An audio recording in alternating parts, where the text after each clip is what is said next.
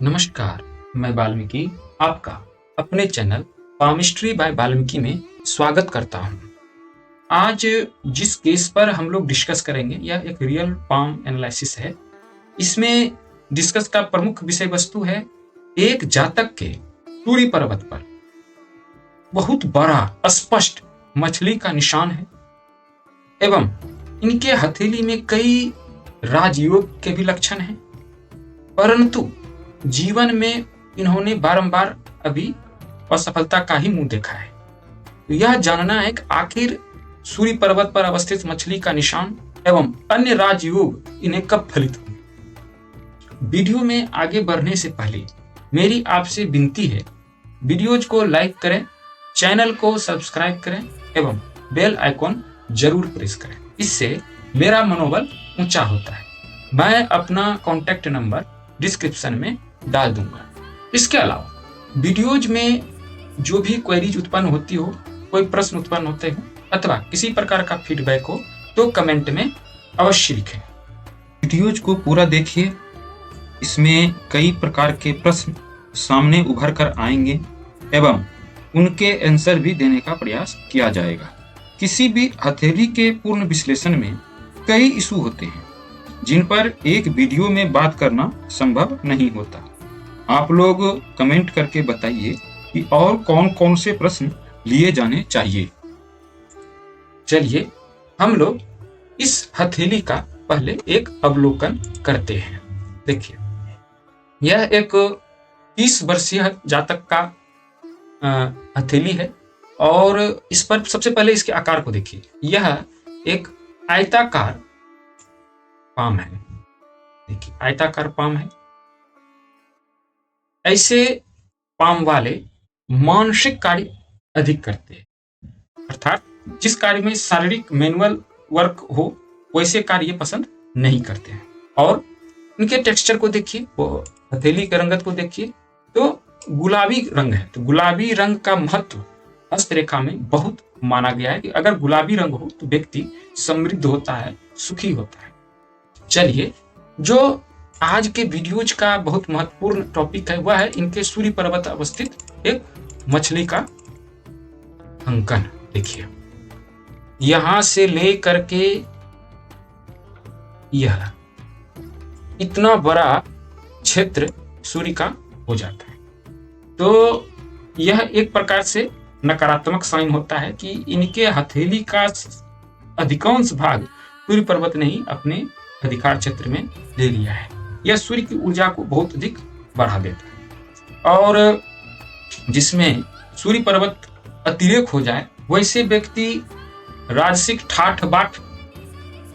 अब समस्या यह हो जाती है कि इनके मित्र जो होते हैं, अब राजा आदमी है भाई, तो राजा आदमी कभी अकेला रहता नहीं है, अपने साथ बहुत सारे मित्रों को साथ लेकर चलता है और मित्र भी इसके पीछे रहते हैं कि इनकी बड़ाई करके, इनकी चापलूसी करके अपना हित साधन करे। और यह व्यक्ति प्रायः अपने मित्रों में ही बिजी रहेगा और साथ ही साथ चूंकि राजा है तो राजसिक प्रवृत्ति होगी कि समाज के हर व्यक्ति का कल्याण मेरे द्वारा ही निर्धारित किया गया है। तो ऐसे व्यक्ति सामाजिक मुद्दों में काफी बढ़ चढ़ कर हिस्सा लेते हैं और अपने ही हित को भूल जाते हैं।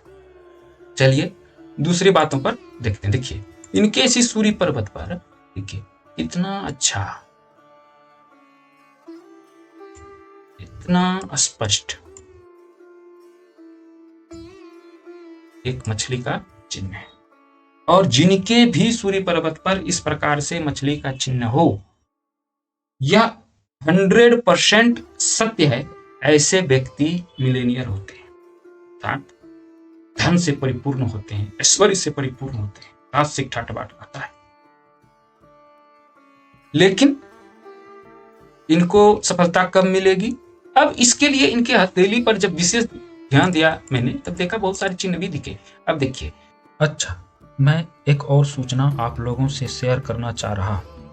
हस्तरेखा के आधार पर किसी भी व्यक्ति के जीवन का संपूर्ण फल विवरण संस्थान के द्वारा प्रदान किया जाता है, जिसमें व्यक्तित्व, ग्रह विचार, विवाह, वर्ष के अनुसार घटनाओं का वर्णन, सावधानी एवं ज्योतिषीय उपाय शामिल होते हैं। यह हैंड रिटन होता है, जैसा आप स्क्रीन पर देख पा रहे होंगे।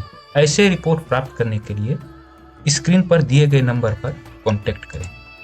देखिए, इनके हथेली पर एक बहुत ही विस्मयकारी चिन्ह भी है जिस पर मेरी नजर गई। सूर्य और शनि के पर्वत के मध्य इनके हथेली के इस भाग में देखिए एक नक्षत्र का निर्माण स्पष्ट रूप से हो रहा है।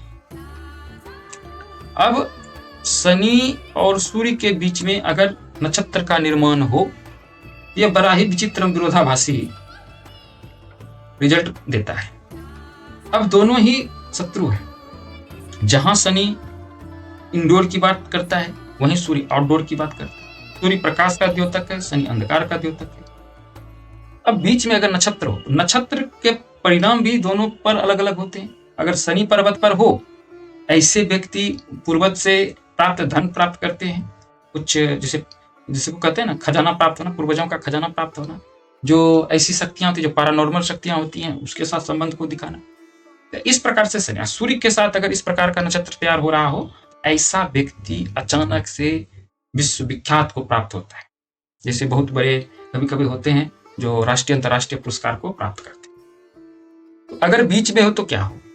तो यहां पर इस निर्णय को लेने से पहले शनि पर्वत पर भी एक नजर देना होगा। अब देखिए, अगर शनि इस प्रकार से साथ दे रहा हो, तो यहां पर बने स्टार चिन्ह का मतलब होता है ऐसा व्यक्ति किसी विपदा में पड़कर, किसी समस्या में पड़कर कोई ना कोई लाभ को हासिल करे। यानी जीवन में कोई विपदा आएगी और इसी विपदा के क्रम में यह व्यक्ति अपनी ख्याति को प्राप्त करेगा, अपने लाभ को प्राप्त करेगा। अब देखिए, उम्र क्या होनी चाहिए, और इनके बृहस्पति पर्वत पर जिस प्रकार से गुरु मेखला का निर्माण हुआ है, यह इसे किसी न किसी संस्था का हेड तो जरूर बनाए। ऐसे गुरु मेखला से जिस भी जातक के हथेली में हो, वह व्यक्ति किसी न किसी संस्थान का ऊपरी पद जरूर प्राप्त करता है। चाहे वह संस्थान सरकारी हो, गैर सरकारी हो, इससे कोई मतलब नहीं, लेकिन संस्थान का वह हेड होता है और हेड के रूप में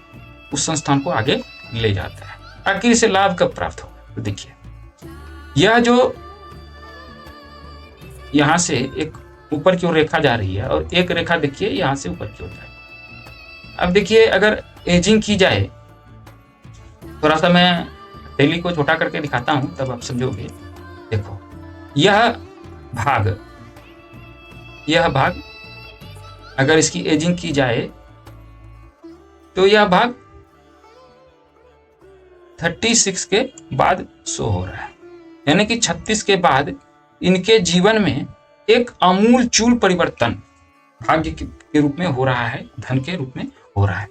और देखिए, लेकिन एक रेखा जो प्रगति की रेखा है इनके जीवन पर, देखिए वो देखिए आपको स्पष्ट रूप से शो होगी, जो यहां से हो रही है, और एक रेखा है जो यहां से हो रही है। और आप देखेंगे कि शुक्र पर्वत से आती हुई एक रेखा यहां इसे टच कर रही है। देखिए, शुक्र पर्वत से आती हुई यह रेखा है।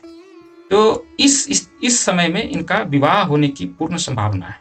और यह विवाह का एजिंग जो हो रही है ना, यह एजिंग हो रही है 35,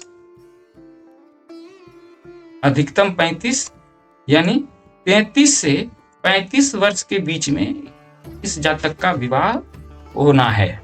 और विवाह के पश्चात या विवाह के साथ इस व्यक्ति के भाग्य में परिवर्तन अवश्य होगा। अत्यधिक धन योग है और किसी न किसी संस्था का हेड अवश्य बनेगा।